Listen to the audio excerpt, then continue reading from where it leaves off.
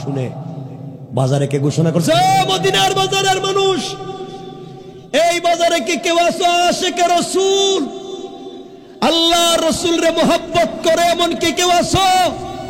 আল্লাহ রাসূলের সঙ্গে কাফেরদের যুদ্ধ শুরু হয়ে গিয়েছে, যুদ্ধের ময়দানে নবীজি চলে যাচ্ছেন, আশিকে রাসূল থাকলে বাইরে যুদ্ধে যাও।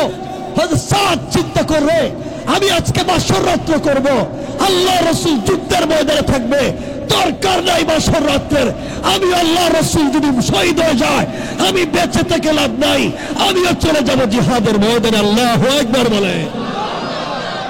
চিন্তা করেন, সব ফালাইয়া বাজারে গিয়ে 100 টাকা দিয়ে 100 দিরহাম দিয়ে একটা গুড়া কিনছে। একটা গুড়া কিনার কথা ছিল বউর কাপড়, কিনছে গুড়া, কিনে আরো কিছু টাকা দিয়ে একটা তরবারি কিনছে, আরো কিছু টাকা দিয়ে একটা কালো কাপড় বুরকার মতো কিনছে। কিনে গুড়ার পিঠে সওয়ার হইয়া মাথা থেকে পা পর্যন্ত কালো কাপড় দিয়ে ডেকে দিয়া তরবারি হাতে নিয়ে যুদ্ধের ময়দানে। আল্লাহু আকবার। চিন্তা করে, হওয়ার কথা ছিল তার বাসর রাত্র, নবীজি এর পাঠাইছেন বাজারে, আর ও যায় কই? কি মোহাব্বত। চিন্তা করে, আমরা হইলে কত দূর যুদ্ধ থাক, বিয়াগে কইরা লই, চলে গেছে।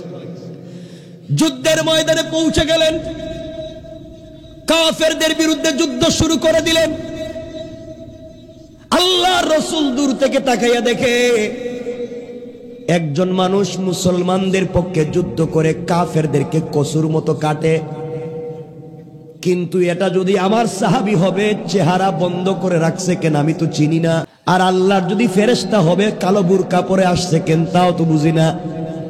কে রে মুসলমানদের পক্ষে যুদ্ধ করে, কে রে কালো কাপড় দিয়া ডেকে রেখেছে, তাকে চিনাও যায় না, কি ব্যাপার কে?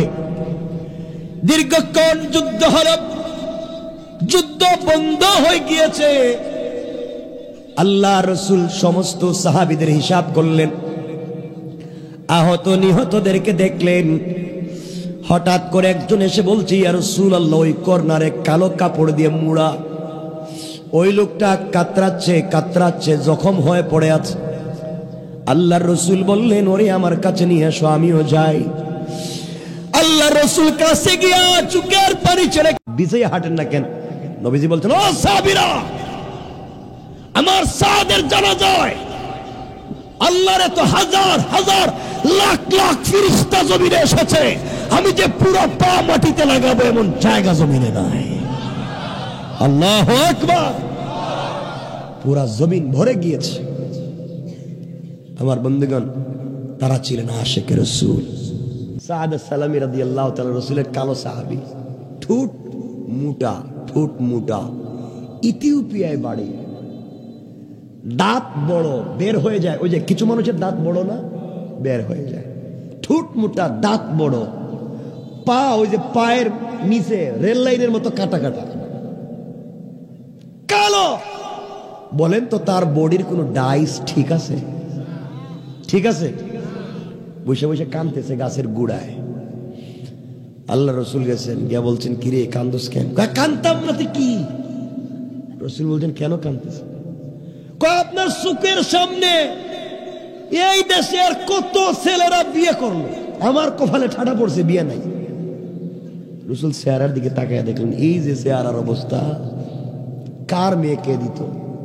আর আজকালকের মেয়েরা, ওরে আল্লাহর মেয়ে, এটা তো মেয়ে নেই, এটা কি জিনিস আল্লাহ জানে। যদি বাপ বলে, মা তোমার জন্য একটা ছেলে ঠিক করছি, নামাজি, দাড়ি দুড়ি আছে, আব্বা আমি কি তার দাদারে বিয়ে করতাম না? দাড়ি কোন? যেই মেয়ে দাড়িওয়ালা নামাজি ছেলে দেখলে বিয়ে করতে চায় না, এরে বিয়ে করাও দরকার নাই। ঠিক কিনা জুড়ে বলো? ওই যে মুরব্বীরা ঠিক কইতেছে, এরা কি তা আরেক বিয়ে করতে নেই? আমি জোয়ানদেরকে কইতেছি, আমি তো বুঝাইতে পারতেছি না। আমার বন্ধুগণ, খারাপ হয়ে যাইতেছে আমরা। নবীজি বলছেন, সাদ তুমি কি বিয়ে করতে চাও? ইয়া রাসূলুল্লাহ, বিয়ে মানে সবাই বিয়ে করতেছে, আমি কি করব না? মন চায়, তোমার কোন পছন্দ আসেনি? আল্লাহর রাসূল, আমি পছন্দ করবো? আমি এই এলাকায় নারী পছন্দ করবে, এরা তো ফিটবো আমারে না। সুবহানাল্লাহ এটা দরকার নাই, তাবারুকের পরে সুবহানাল্লাহ কইয়েন। নবীজি বলতেছেন বিয়ের উকালতি করবেন কে? বিশ্বনবী। অসাত তুমি কালো হতে পারো, তোমার ঘর বাড়ি না থাকতে পারে, তোমার ডাইস নাই, কিন্তু তোমার বিয়ের প্রস্তাব দিমু আমি। কার বাপের ক্ষমতা বিয়ের প্রস্তাব ফিরাইতো? কও তুমি কারা বিয়ে করতে চাও? সাত কয় তাইলে নবীজি যদি বিয়ের প্রস্তাব দেয় তাহলে ছোটখাটো ফ্যামিলিতে বিয়ের প্রস্তাব দিয়ে লাভ নাই, এটা জাগা মতো দেই। সুবহানাল্লাহ বলেন না? চালাক তো। কইয়া রাসূলুল্লাহ যে মদিনার সবথেকে বড় শিল্পপতি সাহাবী, তার একটা মেয়ে আছে, মেয়ের উপাধি হলো হুরে মদিনা, মদিনার হুর পরি। এর মতো সুন্দরী মদিনায় আর নাই, বাপের পয়সার অভাব নাই। এই মেয়েরে যদি বিয়ে করা যায় তাহলে আমি রাজি। সুবহানাল্লাহ কইলেন না? নবীজি বলতেছেন আর তুমি মেয়ে পাইছো না খুঁজছে না? এই বেচারি, এই মেয়েটা এই মদিনার সব থেকে বড় পয়সাওয়ালার মেয়ে। কইয়া রাসূলুল্লাহ আমি না তো, আপনি না কইছেন বিয়ের প্রস্তাব আপনি দিবেন, তো ফিরিয়ে দিব কেমনে? সুবহানাল্লাহ বললেন না? নবীজি বলছেন যাও যাও, আমার পক্ষ থেকে তুমি যাও সাঈদের বাড়িতে গিয়ে বলবা আমি রসুলে পাক প্রস্তাব করতেছি তার মেয়ে হুরে মদিনাকে যেন তোমার কাছে বিয়া দেয়। ইয়া রাসূলুল্লাহ যদি আমার ফিরে, কেন আমার যে অবস্থা, আমার তো ঘর বাড়ি নাই, আমি তো গাছেই গুড়ায় বসে রয়েছি, আর আমি এই মেয়েরে বিয়ে করবো, বিয়ে কি দিব? রাসূল বলছেন যাও। সুবহানাল্লাহ। এই জন্য যুবকেরা বুঝো বিয়ার প্রস্তাব দিতে হয় কেমনে। তোমরা তো বিয়ার প্রস্তাবের দরকার নাই, তোমরা তো বিয়ার 5 বছর আগে কাম সাইরে লো। ঠিক এরা ঠিক কর। এই ছেলে তোমরা ঠিক কইতেছো কেন? এরা বয়স 5 বছর হইব এখন ঠিক মাইরা দিতেছে। বাপরে বাপ, কি সালা কইছে ছেলে না। আমার বন্ধুগণ, যাক, তিনি আস্তে আস্তে বাড়িতে গেছেন। বাড়িতে গিয়ে দরজায় নক করছেন, আসসালামু আলাইকুম। কে? সাদ আসসালামি। তুমি কেন আইছো? তোমার এই বডির অবস্থা। আমি আসি নাই, আমার নবীজি পাঠাইছেন। কেন? আপনি কি বাড়ির মালিক? আমি বাড়ির মালিক। আল্লাহর রসুল, আল্লাহর হাবিব, বিশ্বনবী আমাকে দিয়া আপনার বাড়িতে প্রস্তাব পাঠাইছেন, আপনার মেয়ে হুরে মদিনাকে আপনি আমার সাথে বিয়া দিবেন। সুবহানাল্লাহ বলেন না? এই কথা বলেই সাহাবী পিছনে তাকাইতেছে, ওটা গেল কই? তাকায় দেখে দৌড়তেছে। উনি বলে দৌড়াস কেন? কথা কওয়ার পরে যদি তুমি ফিডাও, দাঁড়াও। কয় না আর দাঁড়াইতাম না, আমি গেলাম। কওয়ার কথা কয়ে ফেলাইছি, বিয়া তো হবে না এটা আমি ভালো করেই জানি, কিন্তু নবীজির পক্ষ থেকে কথা তো বইলে দিস। সুবহানাল্লাহ বললেন না? সাঈদ তো রাগে, মদিনার সব থেকে বড় পয়সাওয়ালা, আর একটা মাত্র মেয়ে, আর এমন এক ব্যক্তি প্রস্তাব দিছে, রাগে কাঁপতেছে। কিছুক্ষণ পরেই ঘর থেকে মেয়ে বাইর হইছে, যেই মেয়ের বিয়ের প্রস্তাব করছিল। মেয়ে বাইরে বলতেছে, আব্বা কার সাথে রাগারাগি করেন? মা তুমি কিছু বুঝবা না, যাও। কয় না, বলেন। মা বুঝবা না। আব্বা আমি বাইক ঘর থেকে শুনছি, আপনি বলেন। তো মা, একটা কালো হাবশি হুলা, ঘর নাই বাড়ি নাই, দেখতে ঠুট মোটা, পা ফাটা, ও আয়া প্রস্তাব করতেছে তোমারে বিয়ে করবো। আমার তো মিজাজ খারাপ, ওরে পাইলে তো মাইরা ফেলাইতাম। আব্বা আরো কোনো কথা আছে? না আর কোনো কথা নাই। কই ছেলে আইসা বলে নাই যে আল্লাহর রসুল প্রস্তাব দিছেন? কহ ছেলে তো বলছে আল্লাহর রসুল প্রস্তাব দিছেন। আব্বা এই ছেলে সুন্দর নাকি কালো, গড় নাকি গড় আসেনি, বাড়ি আসেনি, গোলাম না কৃতদাস, কিচ্ছু জানতে চাই না। আল্লাহর রসুল প্রস্তাব করছেন, আপনি রাজি হন আর না হন, আমি তোমার মেয়ে রাজি হয়ে গেলাম। আল্লাহু আকবার বলে। বাবা আমি রাজি। মা তুই বুঝতেছিস না?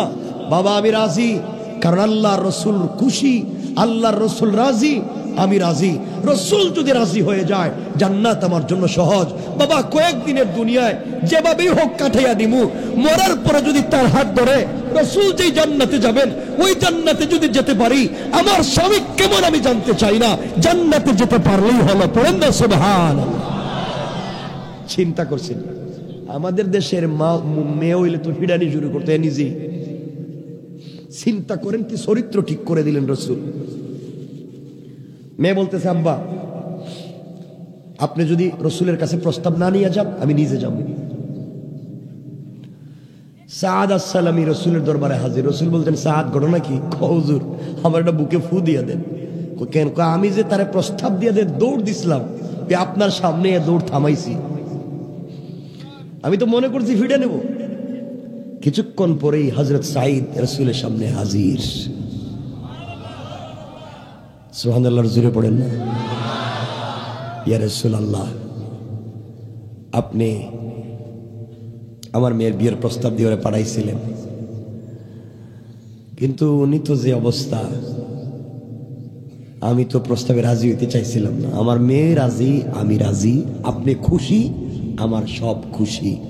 নবীজি বললেন সাদ বিয়ে তো ভালো জায়গায় করতেছো, মদিনার সব থেকে বড় পয়সাওয়ালা, ঘর বাড়ি আসেনি, কই রাখবা? কই ইয়া রাসূলুল্লাহ দুপুরে তো আমি খাই নাই, আপনি যা খাওয়াইছিলেন এটাই। আমি কই থাকবো? আপনি না আমার বিয়ের অভিভাবক, আপনিই তো আমার ঘরের ব্যবস্থা করে দিবেন। চিন্তা করেন সব থেকে বড় পয়সাওয়ালার মেয়েরে বিয়ে করব, ঘর নাই। নবীজি বলেন আচ্ছা তোমার ঘরের একটা ব্যবস্থা আমি করতেছি, মোহর দেওয়া লাগবে। মোহর আসেনি? কই মোহর মানি? ওই যে পরনে একটা কাপড় দেখতেছেন এটা ছাড়া আর কিচ্ছু নাই, মোহর দেওয়ার তো পয়সা নাই। নবীজি বলেন মোহর ছাড়া তো বিয়া দিতামই না, মোহর লাগবে। হুজুর আপনি তো আমার অভিভাবক, একটা ব্যবস্থা কইরা দেন। আল্লাহ নবী বলছেন যাও তুমি সাঈদ ইবনে আব্দুর রহমানের কাছে যাও, তার কাছে গিয়ে বলবে আমি নবীজি বলেছি তোমাকে 200 দিরহাম দেওয়ার জন্য। তার কাছে গিয়ে আমি নবীজির কথা বলবে। তিনি গেছেন, গিয়ে বলছেন আল্লাহ রসুল বলছেন 200 দিরহাম দেওয়ার জন্য। তিনি দিলেন ফাকাদ জাদা, আরো বাড়াইয়া দিলেন। আল্লাহর নবী বলছেন আরেকজন সাহাবী আমার দুই মেয়ের জামাই উসমান, তার কাছে যাও। উসমানের কাছে গিয়ে বলছেন আল্লাহ রসুল 200 দিরহাম দিতে বলছেন, তিনি দিলেন, আরো বাড়াইয়া দিলেন। আল্লাহু আকবার বলেন। নবীজি 200 টাকা চাইছেন, আমি 200 টাকা যদি দেই নবীজির সম্মান দেওয়া হইছে না, এই জন্য একটু বাড়াইয়া দিলেন। আর আমি যদি কই সুরহিতপুর মসজিদে একটু কাম হইব 500 টাকা দেও, তাহলে যেটা ছেড়া চলে না, নকল জোড়া তালে দিয়ে রাখছে, ওইটা দিয়ে কব হুজুর এটা মসজিদে দিলাম। মানে যেই টাকা চলে না এটাই মানুষ মসজিদে দেয়, ঠিক নেই? ঠিক তো আপনারাই দেন। 400 দিরহাম হইছে। নবীজি বললেন যাও সাদ 400 দিরহাম মোহর দিয়া দাও। মোহর দিয়ে দিছি। সাদ বিয়া করতে তো শুধু মোহর দিলে হইতো না, ওই যে কাপড় কিনা লাগবো না, জুতা মোজা, লিপস্টিক লাগবো না? কথা কয় না কেন? লাগবো, ও লাগবো, এটি লাগবো নি, লিপস্টিক দিব না রসুলের সাহাবী, যেটা বুঝে আর কি হেডেই কয় লাগবো। জুতা মোজা লাগবো, এগুলা কেনার জন্য তো পয়সা লাগবো। হযরতে সাদ বলছে ইয়া রাসূলুল্লাহ 400 টাকা পাইলাম, আপনি দিয়ে দিলেন ওরে মোহর, আমি আর কই পাইতাম? নবীজি বলছেন যাও আমার একজন গরীব সাহাবী আলীর কাছে যাও, গিয়ে আমি রসুলের কথা বলো, আলী যেভাবেই হোক তোমাকে ব্যবস্থা করে দিবে। সুবহানাল্লাহ জুড়ে বলেন, এলওয়াজ রাখিয়া দিমু। আরো জুড়ে বলেন। হযরতে আলী কষ্ট করে 200 দিরহাম দিলেন। সুবহানাল্লাহ বলেন না। আলী কতটুকুন গরিব ছিলেন, আল্লাহর রসুলের নাম শুনে 200 দিরহাম দিছেন। আমার মন চায় একটু বলতে আলীর কথা, কিন্তু সময় তো বেশি নাই। হ্যাঁ কইতেই বল, লম্বা হয়ে যাইব। কষ্ট হচ্ছে? এবার হাত তুলে দেখান কার কার কষ্ট হয়। কষ্ট হয় কইছি তো, কথা তো জায়গায় রয়েছে, আমি শেষ করার আগে হাত উড়ে রেখে দিচ্ছি। কষ্ট হইতেছে? আপনাদের মনোযোগ আমার দিকে আনবার চেষ্টা করতেছি। আলীর মতো গরিব মানুষ, মাসের পর মাস যায়, যার ঘরের চুলায় আগুন জ্বলে না, সেই আলীর কাছে নবীজি পাঠাইছে 200 দিরহাম দেওয়ার জন্য। আলী 200 দিরহাম দিছে, আরো বাড়াইয়া দিছে। জোরে বলা লাগবে। আলী কত গরিব, 2-3 মিনিটে শুনে দেখেন না। তার আল্লাহর নাম শুনলে, রসুলের নাম শুনলে কেমনে দিয়া দেয়। হযরত আলী রাদিয়াল্লাহু তাআলা আনহুর কলিজার টুকরা স্ত্রী, নবীজির প্রিয় মেয়ে হযরত ফাতেমা রাদিয়াল্লাহু তাআলা আনহার কথা থেকে আমরা আবার সাদের কথায় চলে আসব, মনে রাখবেন। হযরত ফাতেমা রাদিয়াল্লাহু তাআলা আনহা জীবনে কোনোদিন স্বামীর কাছে 1 পয়সার কোনো জিনিসও কোনোদিন চান নাই। স্বামী মাসের পর মাস চলে যায়, ফাতেমার ঘরের চুলায় আগুন জ্বলে না। পুরা জিন্দেগিতে ফাতেমাকে একটা কাপড় দিতে পারেন নাই, ফাতেমাকে একটা বালিশ কিনে দিতে পারেন নাই। ফাতেমা শুধু আল্লাহর কাছে ডাক দিয়া বলতো, আল্লাহ,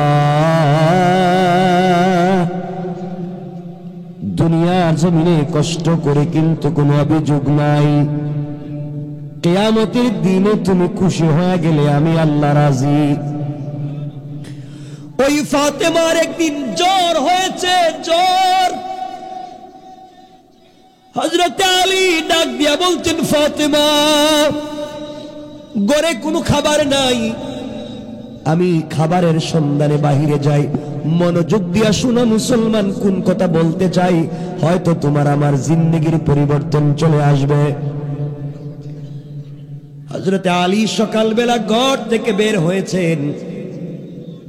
কিছু দূর যাওয়ার পরে নবীজির সঙ্গে দেখা। নবীজি বলছেন, আলী, এত সকালবেলা কোন শীত, চাদর মুড়া দিয়া কেন বাইর হইছো, কি হইছে? আলী কই, ইয়া রাসূলুল্লাহ, আজকে 5 দিন শেষ হইয়া 6 দিন শুরু হয়ে গেছে, আমি ফাতেমার মুখে খাবার দিতে পারি নাই, আমি হাসান আর হুসাইনকে পানি ছাড়া কোনো জিনিস দিতে পারি নাই, ইয়া রাসূলুল্লাহ, এই জন্যে কাজের সন্ধানে বাইর হইছি। আল্লাহর নবীজি চোখের পানি ছেড়ে আল্লাহকে ডাক দিয়া বলছে, আল্লাহ, তুমি তো আমাকে বলছো উহুদ পাহাড় পরিমাণ স্বর্ণ দিয়ে দিবা যদি আমি চাই, কিন্তু আমি দুনিয়ার কষ্টরে গ্রহণ করে নিয়েছি। আল্লাহ, আমার কলিজার টুকরা মেয়ে কষ্ট পাবে, আমার সহ্য হয় না। আলীকে ডাক দিয়া বলছেন, আলী, এই যে একটা খেজুরের গাছ দেখা যায়, গাছের গোড়ায় গিয়া বলবা আল্লাহর হুকুমে রসুল বলছেন কিছু খেজুর দেওয়ার জন্য ব্যবস্থা করে। আলী নবীজির কথা শুনে খেজুর গাছের কাছে গিয়েছে, গিয়ে দেখে গাছে খেজুর থাকবে দূরের কথা, গাছ মরা, একটা পাতাও নাই। গাছের গোড়ায় ডাক দিয়ে বলছে, গাছ, আল্লাহর হুকুমে নবীজি বলে দিয়েছে কিছু খেজুরের ব্যবস্থা করে দিতে। কসম রব্বে পাকের জাতের, ওই কথা বলতে দেরি হয়েছে, ওই মরা গাছ থেকে তাজা তাজা খেজুর নিচে পড়তে দেরি হয় না। আল্লাহু আকবার। চিন্তা করো,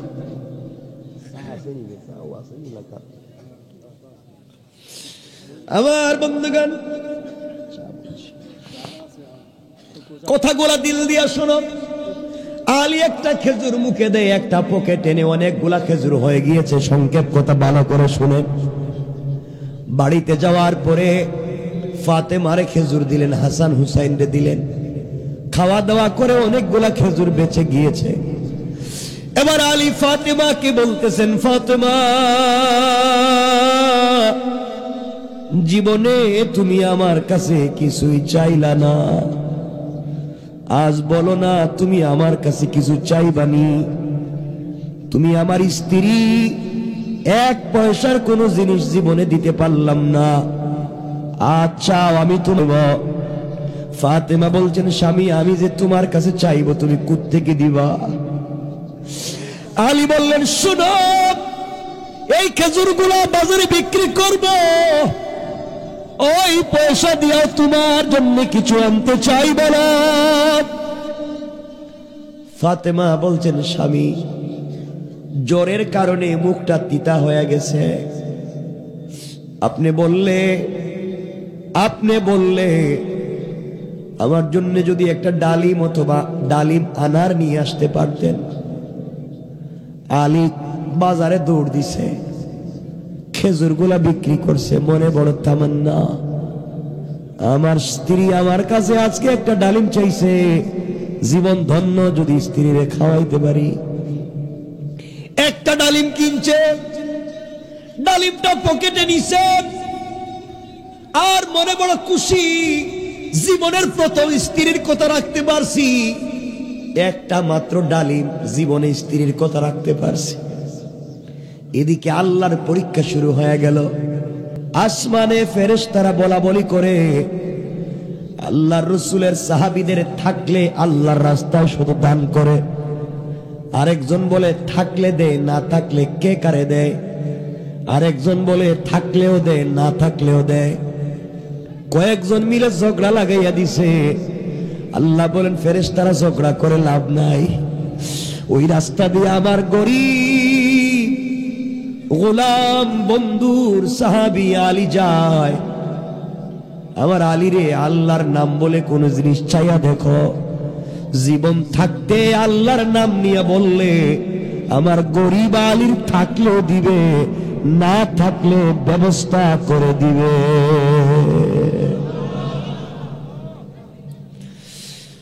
ফেরেশতা ঈশা রাস্তায় দাঁড়িয়ে কাঁপতেছে, বুড়া মানুষের মতো কাঁপে। আলীরে সালাম দিয়া বলতেছে, আলী কোথায় যাও? আলী বলছে, বাড়িতে যাই। ভাইরে, আমি একজন পথিক মুসাফির, বৃদ্ধ মানুষ, কতদিন হয়ে গেল খাবার পাই না, তুমি কি আমাকে একটা খাবারের ব্যবস্থা করে দিবা? আলী বলছেন, তোমাকে দেওয়ার মতো কোনো খাবার আমার কাছে নাই। ওই লোকটা ডাক দিয়ে বলছে, আলী তোমার পকেটে একটা ডালিম আছে, ওই ডালিমটা তো দিতে পারতাম, আমরা হইলে কইতাম তোর চোখে ঠাডা পড়ছে, এটা আমার পকেটে একটা ডালিম, তুই এটা দেখলে কেমনে?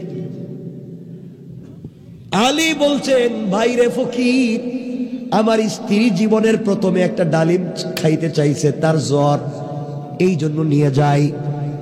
ওই ফকির ফেরেশতা ফকিরের বেশে বলতেছে, আলী আমারে দেওয়ার দরকার নাই, আল্লাহর ওয়াস্তে যদি দেও আমি নিব।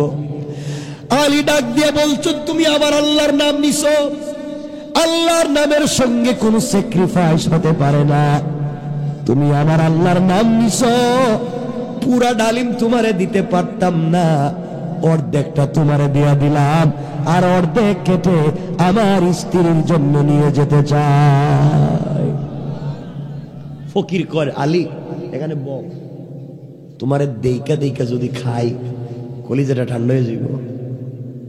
অর্ধেক ডালিম খাইছে, খাইয়া আলীরে কয়, আলী আমার কলিজার তো অর্ধেক ঠান্ডা হয়ে গেছে গা, বাকি অর্ধেক দিয়ে দিলে পুরাটা ঠান্ডা হয়ে যেত। সুবহানাল্লাহ বললেন না?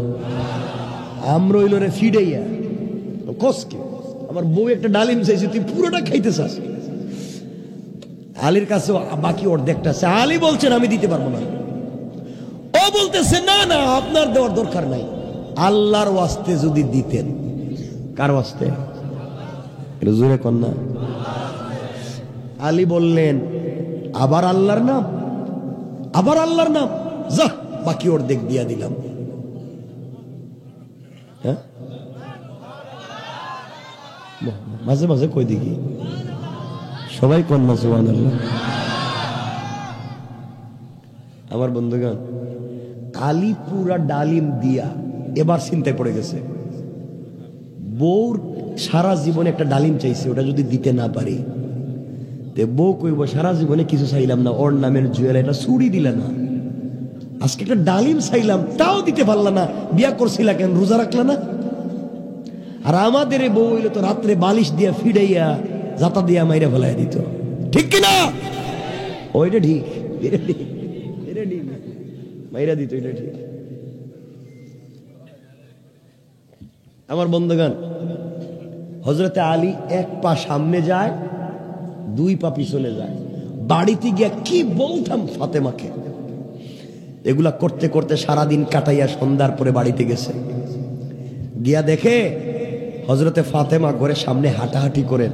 আল্লাহ, মনে হয় জ্বর একটু কমছে, যদি জ্বরটা একটু কমে যায় আর ডালিমের কথা যদি মাথা থেকে ভুলে যায়, আল্লাহ আমি বাঁচছি, আমি তো আনতে পারলাম না। রাত্রেটা কোনোভাবে কাটাইয়া দেও, সকালে কাম কাজ করে একটা ব্যবস্থা করব। সুবহানাল্লাহ বলেন না? দুজন ঘুমাইছে।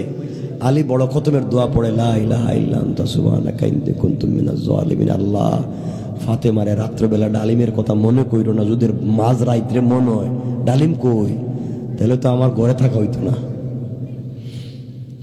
গভীর রজনী, রাত 2টা 3টা, হঠাৎ করে আলীর দরজায়, কে এত রাত আমার দরজায়? কোনা সালমান ফার্সি। সালমান ফার্সি, তুমি তো বুড়া মানুষ, আল্লাহ রসুলের সাহাবী, পারস্য দেশের মানুষ, তুমি তো বুড়া ডাক্তার মানুষ, এত রাত আমার দরজায় কেন? কালি খবর আছে, সুসংবাদ আছে, দরজা খুলো। সুসংবাদ কি? এমনি জান বসে না, বউর একটা ডালিম দিতে পারছি না। তুমি সুসংবাদ কি? সুসংবাদ আল্লাহ তোমার জন্য জান্নাত থেকে ডালিম দিছে, ডালিম। এ আওয়াজ দিলে ওয়াজ করতাম না। সুবহানাল্লাহ জুড়ে কর, আরো জুড়ে।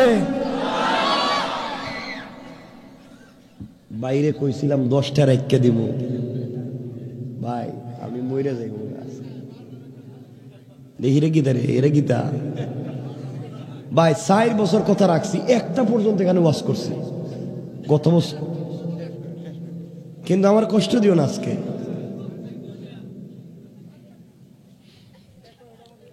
আলী দরজা খুলছেন, সালমান ফার্সি ঘরে। আলী, আল্লাহর রসুল এটা আমারে দিয়া বলছেন, আল্লাহ জান্নাত থেকে তোমার জন্য এটা পাঠাইছে। আলী হাতে নিছে, নিয়ে কয়, ভাই কারো গাছ থেকে নিয়ে আসছো, কারো বাগান থেকে পারছো? কয় না না, আল্লাহর রসুল দিছে। আলী গুনে 1 2 3 4 5 6 7 8 9। কে সালমান, ঢং করো আমার সাথে, মস্করা করো? কার বাগান থেকে রাত্রবেলা নিয়ে আইসো, আমার ঘুম ভাঙাইছো? 9টা কি? কয় 9টা না 8টা, আমি কি জানি। কয় 9টাই বকেন, হইলে তো 10টা হইতো। কয় 10টা মানে? আমি তো জানি না কয়টা।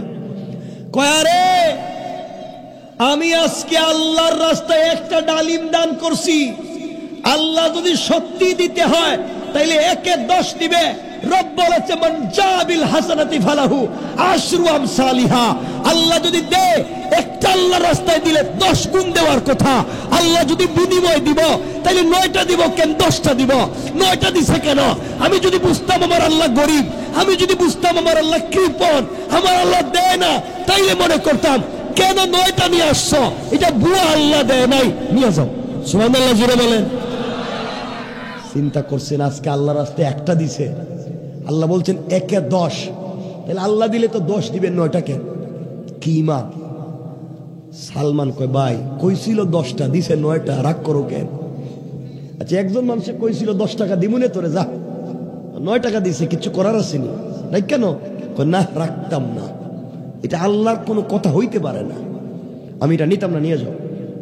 কতক্ষণ পরে সালমান বলতেছে, আলী, আল্লাহর রাসূল আমার কাছে 10টাই দিছিল, আমি একটা পকেটে রাখছিলাম। সুবহানাল্লাহ বললেন না? আমি একটা পকেটে রেখে দিয়েছিলাম তোমার ঈমান পরীক্ষা করতে। তুমি যে 1 দিয়া 10এই বিশ্বাস করো, একটা দিছি, আল্লাহ দিলে 10 দিব, 9টা কেন? বাপ রে বাপ, এমন শক্ত ঈমান, এই যে পকেটে একটা রে ভাই নিয়ে যায়। সুবহানাল্লাহ জোরে বলেন না? চিন্তা করছেন নি কি ঈমান তাদের? লম্বা হয়ে যাইতেছে। এই আলীর কাছে নবীজি পাঠাইছেন সাদ রে, কয় টাকার জন্য? এরা মনে হয় ভুলে গেছে, গাওয়াজ কয় টাকা? 200 টাকা। তিনি 200 দিছেন, আরো বাড়াইয়া দিছেন। সুবহানাল্লাহ। হযরত সাদ আস-সালামি এগুলা নিয়ে বাজারে গেছে, মদিনার বাজারে। কাপড় কিনবো, জুতা মুজা কিনবো, কালকে তার বিয়া, সব কিনবো, বাজারে গেছে।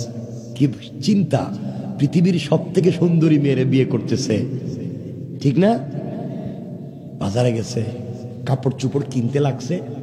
হঠাৎ শুনে বাজারে কে ঘোষণা করছে, মদিনার বাজারের মানুষ, এই বাজারে কি কেউ আছো আশিকে রাসূল, আল্লাহ রাসূল রে মোহাব্বত করে এমন কি কেউ আছো?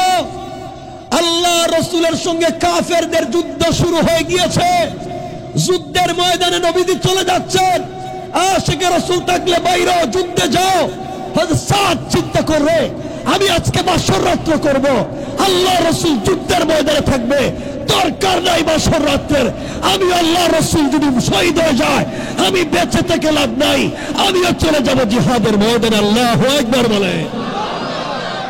চিন্তা করেন, সব ফালাইয়া বাজারে গিয়ে 100 টাকা দিয়ে, 100 দিরহাম দিয়ে একটা গুড়া কিনছে। একটা গুড়া কেনার কথা ছিল, বউর কাপড় কিনছে, গুড়া কিনে আরো কিছু টাকা দিয়ে একটা তরবারি কিনছে, আরো কিছু টাকা দিয়ে একটা কালো কাপড় বুরকার মতো কিনছে। কিনে গুড়ার পিঠে সওয়ার হইয়া মাথা থেকে পা পর্যন্ত কালো কাপড় দিয়ে ডেকে দিয়া তরবারি হাতে নিয়ে যুদ্ধের ময়দানে। আল্লাহু আকবার। চিন্তা করে, হওয়ার কথা ছিল তার বাসর রাত্র, নবীজিরে পাঠাইছেন বাজারে, আর ও যায় কই? কি মোহাব্বত। চিন্তা করে, আমরা হইলে কেন দূর যুদ্ধ থাক, বিয়াগে কইরা লই, চলে গেছে। যুদ্ধের ময়দানে পৌঁছে গেলেন, কাফেরদের বিরুদ্ধে যুদ্ধ শুরু করে দিলেন। আল্লাহর রাসূল দূর থেকে তাকাইয়া দেখে একজন মানুষ মুসলমানদের পক্ষে যুদ্ধ করে কাফেরদেরকে কসুর মতো কাটে, কিন্তু এটা যদি আমার সাহাবী হবে, চেহারা বন্ধ করে রাখছে কেন আমি তো চিনি না, আর আল্লাহর যদি ফেরেশতা হবে, কালো বুরকা পরে আসছে কেন তাও তো বুঝি না। কে রে মুসলমানদের পক্ষে যুদ্ধ করে, কে রে কালো কাপড় দিয়া ডেকে রেখেছে, তাকে চিনাও যায় না, কি ব্যাপার কে? দীর্ঘক্ষণ যুদ্ধ হলো, যুদ্ধ বন্ধ হয়ে গিয়েছে। আল্লাহ রাসূল সমস্ত সাহাবীদের হিসাব করলেন, আহত নিহতদেরকে দেখলেন। হঠাৎ করে একজন এসে বলছে, ইয়া রাসূলুল্লাহ, ওই কর্নারে কালো কাপড় দিয়ে মুড়া, ওই লোকটা কাতরাচ্ছে কাতরাচ্ছে, জখম হয়ে পড়ে আছে। আল্লাহর রাসূল বললেন, ওরে আমার কাছে নিয়ে এসো, আমিও যাই। আল্লাহর রাসূল কাছে গিয়া চোখের পানি ছেড়ে, বিজয় হাঁটেন না কেন? নবীজি বলছেন, ও সাহাবীরা, আমার সাদের জানাজায় আল্লাহর এত হাজার হাজার লাখ লাখ ফেরেশতা জমিনে এসেছে, আমি যে পুরো পা মাটিতে লাগাবো এমন জায়গা জমিনে নাই। আল্লাহু আকবার। পুরা জমিন ভরে গিয়েছে। আমার বন্ধুগণ, তারা ছিলেন আশিকে রাসূল, তারা তাদের জীবন দিয়েও এই জমিনে দিন জিন্দা করেছেন। আর আমরা এমন আশিকে রাসূল, শুধু জিলাফি আর মিষ্টিতে আশিকে রাসূল, পরে আর আশিকে রাসূল নাই। কথা কি বুঝতেছেন আমার ভাই? আমি বুঝতেছি ভাই। হুজুর ভাই, তুমি তাড়াতাড়ি আও, তুমি এখানে থাকবে না, আমার কাছে আসো আসো। আরে আমি রেখে 1-2 মিনিটে রেখে দিব ভাই। আপনারা কেউ উঠবেন না, জায়গা করে দেন, বসার সুযোগ করে দেও, আরো আসবেন। আমি কিন্তু রেখে দিব হুজুরের নিয়ে, আমি 1 মিনিট বা 2 মিনিট। আমি আপনাদেরকে ভালোবেসে আসছি, শুধু শুধু আমি না আসলে আপনারা মনে করবেন কি, আর আরো কিছু মনে করে ফেলাইবেন, এই জন্য আমি চলে আসছি। আপনারা কিছু মনে করেন, ওই ভাইয়ের সাথে কথা বলছি ভাই 10টা রেখে দিব, কিন্তু এখন 10টা 20। না না আমি পরে যেতে পারবো না, আমি তো শুধু যাওয়ার জন্য নাই। না না আসেন ভাই, এগুলো কইরেন না আমার সাথে। 4 বার আসছি না, আর কি আইব না? মেজাজ খারাপ হয়ে যাবে, পরে দুঃখ পাবো। আসবো, দিল খুলে কথা বলবো। কথা তো বলছি 3 বছর একটা না, দিল খুলে 2-2.5 ঘন্টা। কষ্ট হচ্ছে আপনাদের? অসুবিধা হয়? আমার বন্ধুগণ, কথাগুলো দিল দিয়ে শুনেন, এই জন্য বলতে চাই, আল্লাহর রাসূলের ভালোবাসা যদি দিলের ভিতরে ঢুকে যায়, নবীজি বলেছেন, ও উম্মতেরা, তোমরা আমাকে দিল দিয়ে ভালোবাসো, কলিজা থেকে তোমরা আমাকে ভালোবাসো, আমি নবীজি কথা দিলাম, এই পৃথিবীতে তোমাদেরকে কষ্ট করতে হবে না, কে গালি দিল, কে কি করলো বলতে হবে না। আল্লাহর গোলাম সাজদায় পড়ে আল্লাহকে ডাক দিয়া বলো, আল্লাহ,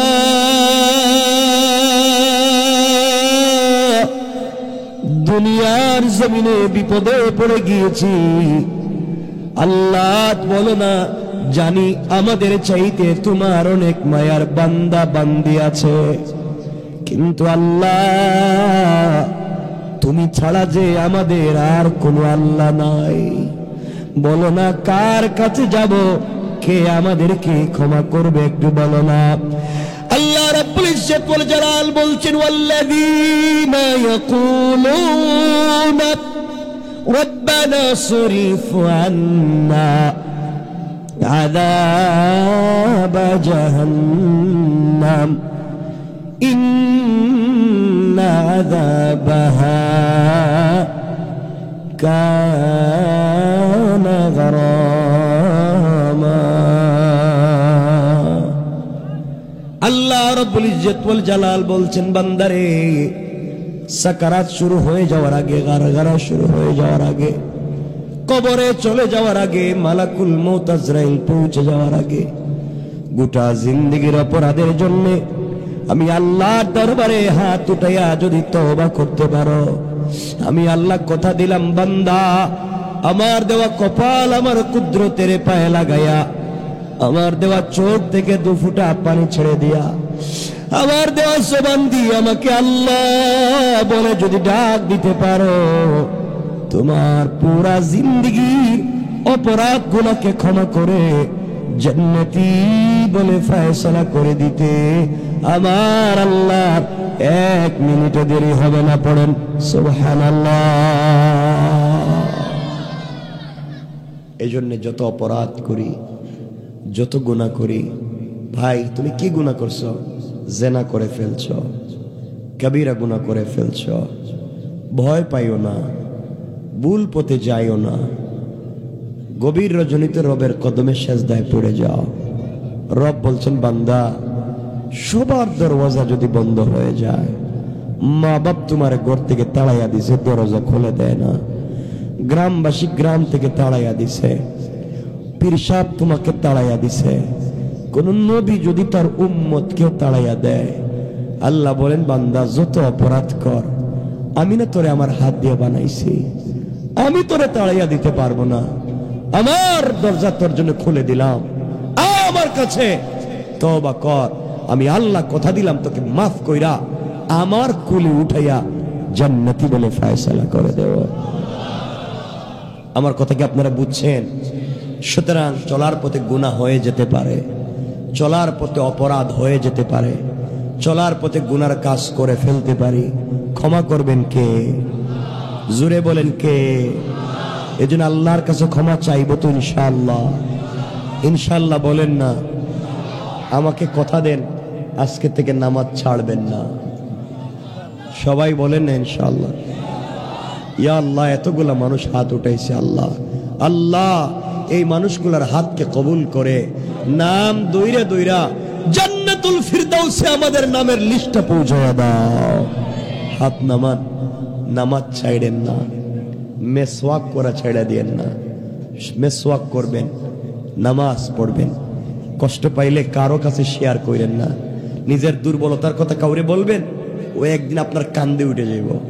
দুর্বলতার কথা আল্লাহরে বলেন, আল্লাহ বলছেন, বান্দা আমি কথা দিলাম তোরে কোনোদিন আমি একা ফেলে যাব না। এজন্য আমরা বলবো কার কাছে? আল্লাহ আমাদেরকে কবুল করবেন বিশ্বাস করি মনে প্রাণে, এটাই আমাদের সব থেকে বড় চাওয়া।